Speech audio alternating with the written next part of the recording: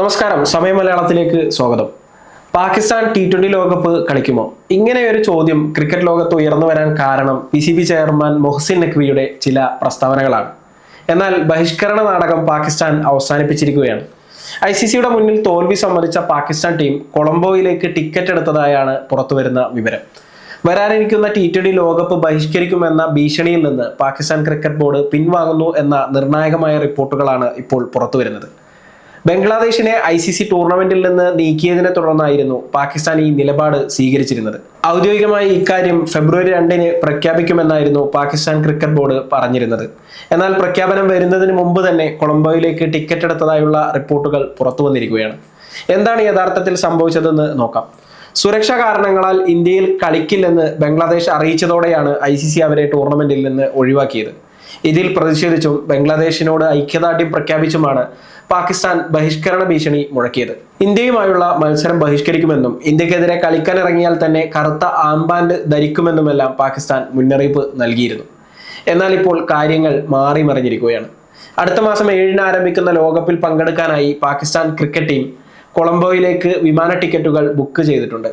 നിലവിൽ പാകിസ്ഥാനിൽ T20 പരമ്പര കളിക്കുന്ന ഓസ്ട്രേലിയൻ ടീമിനൊപ്പമാണ് പാകിസ്ഥാനും ശ്രീലങ്കയിലേക്ക് തിരിക്കുന്നത്.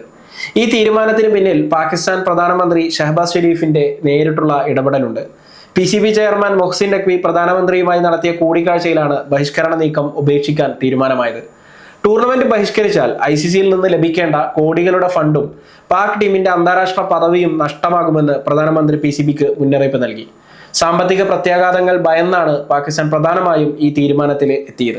ലോകകപ്പ് ബഹിഷ്കരിച്ചാൽ ഏകദേശം 320 കോടി രൂപയുടെ നഷ്ടപരിഹാര കേസ് പാകിസ്ഥാൻ നേരിടേണ്ടി വരുമായിരുന്നു. നിലവിലെ സാമ്പത്തിക സാഹചര്യത്തിൽ ഇത്തരമൊരു ആഘാതം താങ്ങാൻ പാകിസ്ഥാൻ ടീമിന് കഴിയില്ല.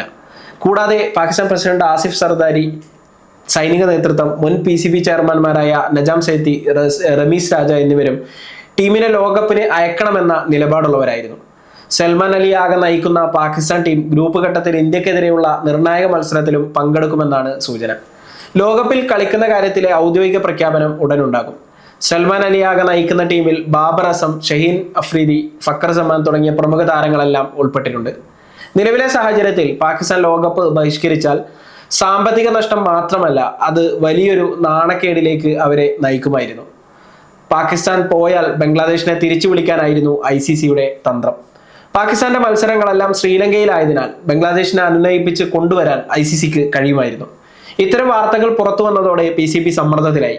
ലോകകപ്പ് ബഹിഷ്കരിക്കുന്ന കാര്യത്തിൽ ഫെബ്രുവരി 2-ന് തീരുമാനം അറിയിക്കും എന്നായിരുന്നു മൊഹ്സിൻ നഖ്വി പറഞ്ഞിരുന്നത്. ഇതിനുശേഷം ബംഗ്ലാദേശിനെ തിരിച്ചു വിളിക്കണമെന്ന വാർത്തകൾ പുറത്തു വന്നതോടെ പാകിസ്ഥാൻ U-ടേൺ അടിച്ചു. കൊളംബോയിലേക്ക് ടിക്കറ്റ് ബുക്ക് ചെയ്യുകയും ചെയ്തു. ലോകകപ്പിന്റെ ഉദ്ഘാടന ദിവസം നെതർലൻഡ്സിനെതിരെയാണ് അവരുടെ ആദ്യ മത്സരം. ഫെബ്രുവരി 15-നാണ് ഇന്ത്യ-പാകിസ്ഥാൻ മത്സരം നടക്കുക. കൂടുതൽ ക്രിക്കറ്റ് വിശേഷങ്ങൾക്കും വിശകലനങ്ങൾക്കുമായി സമയം മലയാളം ചാനൽ സബ്സ്ക്രൈബ് ചെയ്യൂ. നിങ്ങളുടെ അഭിപ്രായങ്ങൾ കമന്റായി രേഖപ്പെടുത്തൂ.